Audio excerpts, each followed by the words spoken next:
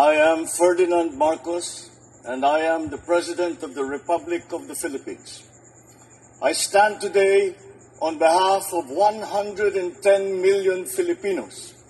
Hello people and hello universe, it's me again.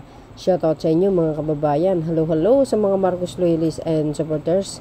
Ayan mga besa, mayroon tayong upload videos update. Importante ito mga kababayan sapagkat gusto ko din malaman ninyo yung mga sinasabi ng mga ibang congressman tungkol dito sa hearing ni Senator Bato diyan po sa Senado itong nakarang araw dahil dito po sa mga nakumpiska ng autoridad ng malaking droga, gabulto-bulto dyan po sa Batangas. Bilyon-bilyon ang halaga niyan mga kababayan.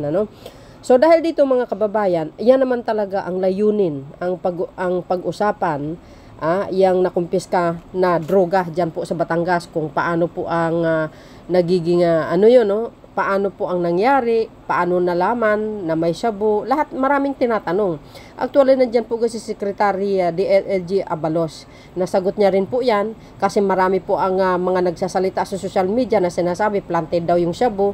Pero ito pinatunayan po ni Secretary Abalos at ganun din po si Senador Bato na talagang sa kanyang nakikita na ito ay may katotohanan na hindi po planted po yung drugs na nakumpiska po diyan sa Batangas, So sa administrasyon ng Pangulong Marcos Jr., dito natin nakikita kung gaano nagtatrabaho itong ating mga otoridad, PNP, PDEA at marami pang iba, At maraming droga na naharang at na nakumpiska po mga kababayan. At least hindi po naikalat yan sa buong Pilipinas, So itong pinakamaganda sa administrasyon na ngayon talagang bulto-bulto na droga ang nasasabat ng ating mga autoridad. At ang isa sa pinakamaganda, sabi ko nga, ay nahuhuli itong mga salarin na ito galing sa ibang bansa, ay wala pong namamatay na mga suspect, kasi ayaw po ni Pangulong Marcos na ganun,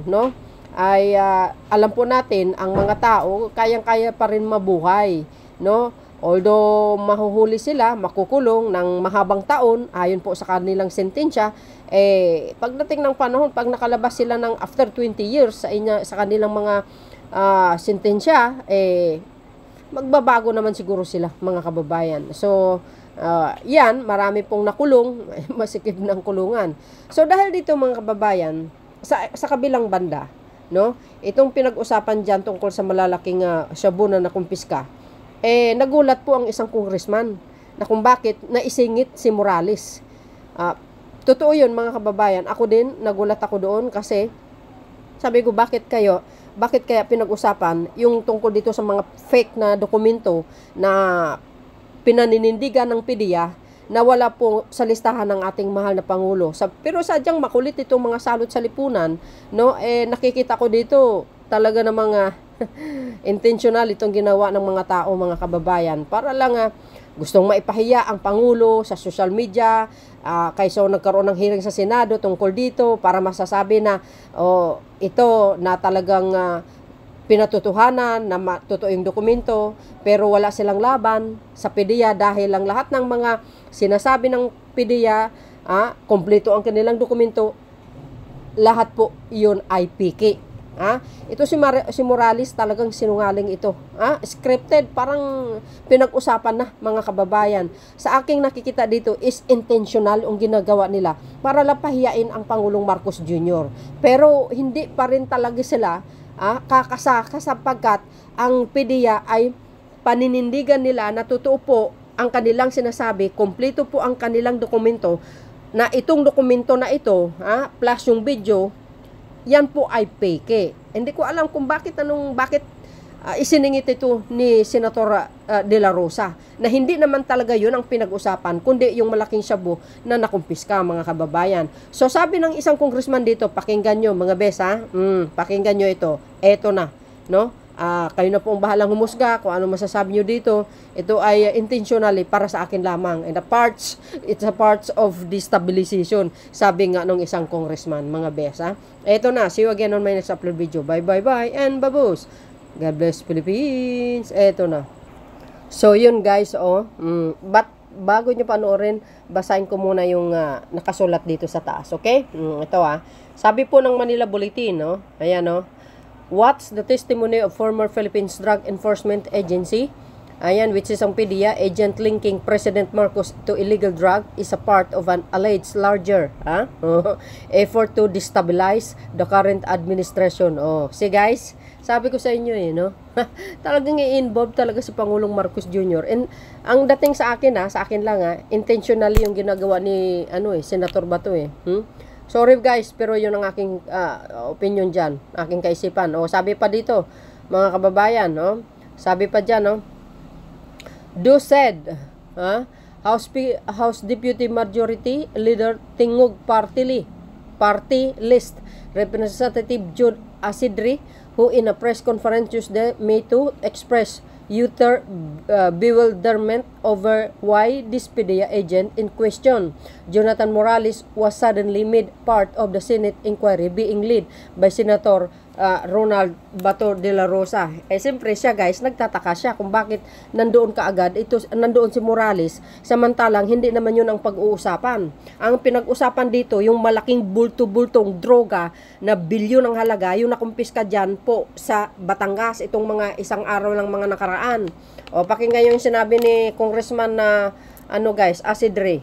Nagugulan dun ako. Actually, pinanood ko po yung hearing kahapon, anong isang araw, at katulad po ninyo, naguguluhan din ako bakit biglang naipasok si Morales doon sa usapin na alam naman natin na ang pinaka layunin ng hearing sana yun ay mabigyan linaw ukol doon sa mga nakuha nilang illegal drugs sa Batangas.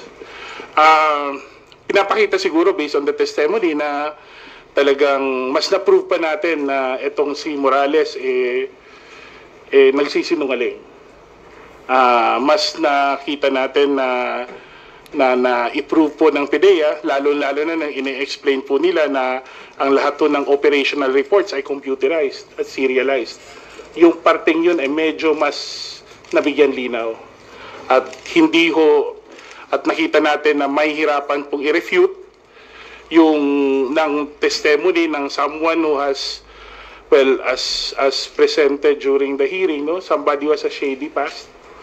And I think it becomes even clear now na itong mga pangyayaring ito ay kaparte na isang mas malaki pang effort to discredit and destabilize the current administration. Guys, narinig yung sinabi ni Congressman Asidre. See? Malinaw na malinaw guys, yung nakalagay dyan sa screen. Kaya magiging aware tayo at maingat tayo sa mga pinanood natin, okay? So kailangan lakasan natin ang ating pwersa sa social media, mga Marcos loyalists, supporters. Kailangan mag-comment kayo sa mga nila, tawag dito, sa mga patutsada nila na lahat ng mga ang pinag-uusapan nila, pinapakalat nila ay fake news yan, no? So kailangan natin magkaisa at kailangan natin i-debunk itong mga salot sa lipunan na talagang gustong sirain itong bansa na ito, Walang katahimikan yung mga pinaggagawa nila. Ngayon malinaw sa ating mga mata na itong side ni Digong mismo, ang nag-create po ng kaguluhan sa bansang ito. Ayan na nga, mga kababayan, malinaw na yan, destabilization ng yung mga pinaggagawa nila. So dahil dyan, uulitin ko itong video na ito, actually in-upload ko na, itong mga kaso ni Morales. Pakinggan nyo itong nakaraang Senate hearing. Bagaman ay in-upload ko na ito, kasi 1 hour yun, mahigit, no? So masyadong mahaba, pero i-upload ko uli dito para nang sa ganun makita din uli ng mga ibang hindi nakakanood kasi masyadong mahaba yung isang video ko, no? So yung mga kaso na involved si Morales ay talaga namang hindi makaano ito guys, hindi basta-basta tong mga kaso niya, mabibigat din naman talaga. Tapos maniniwala kayo dito sa ganitong klaseng, walang kredibilidad itong klaseng taong ni Morales, no? Wala. hindi pwedeng paniwalaan ng ganitong klaseng tao, may pagkasinungaling nga talaga, no? So dahil dyan, panoorin nyo mga kababayan. See you again on my next upload video. Bye and babush. God bless Philippines. Eto na. Senate Committee on Public Order and Dangerous Drugs. Fellow guests, good morning. With the indulgence of this esteemed committee, please allow me to read a short statement conveying our support to this hearing, but our apprehension on one of the resource persons, Mr. Jonathan Morales. On April 9, 2024, I received a letter dated April 7, 2024 from Mr. Jonathan A. Morales pertaining to alleged classified documents which Morales claimed he initiated but were eventually left in his former office, the PIDEA Intelligence and Investigation Service, upon his dismissal from PIDEA. With his letter, PIDEA conducted an investigation on the matter.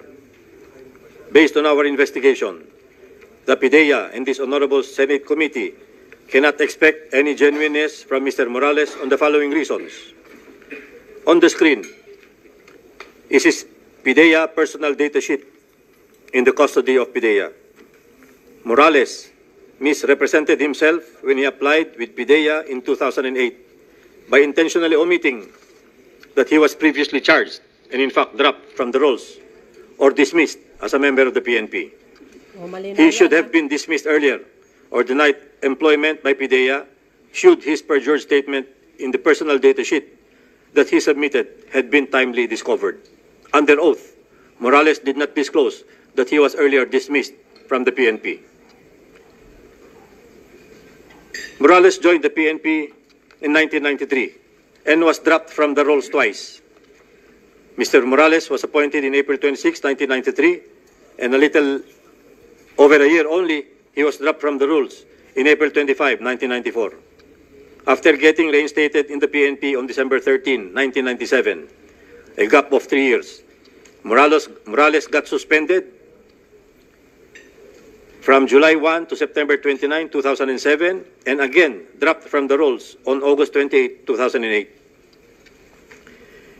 In 2009, Mr. Morales was hired as an Investigation Agent 1 in PIDEA. In the PDS that he submitted with his application, Morales made it appear as if he did not have a broken service in the PNP. There was continuity in his assignments. The PIDEA likewise dismissed him from the service in November 21, 2013 for dishonesty, grave misconduct, and conduct prejudicial to the best interest of the service.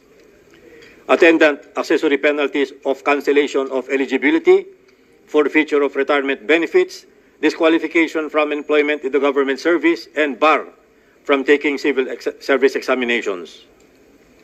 Morales appealed this decision before the Civil Service Commission, the Court of Appeals, and the Supreme Court, but all appeals were dismissed. Apart from administrative cases, criminal cases were also filed against Morales for robbery extortion before RTC of Quezon City, Branch 76, but the case was dismissed on July 24, 2014. He was charged by Mark C. Tan and Judy Tan in the amount of 8 million pesos. Violations of Section 91 and 92, Article 11 of RA 9165. Failure to testify and bungling. This is before RTC Branch 79 in Quezon City, but Morales was acquitted on November 30, 2023. Violation of Section 92, Article 11 of RA 9165, bungling before the Office of the City Prosecutor, San Fernando City in Pampanga, but was dismissed on February 3, 2016.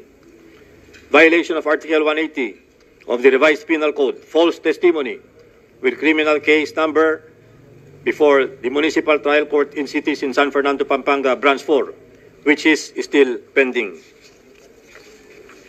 This statement is not meant to preempt the noble purpose of this inquiry, but simply to aid the Honorable Senate Committee in discerning the intent behind the allegations of Mr. Morales.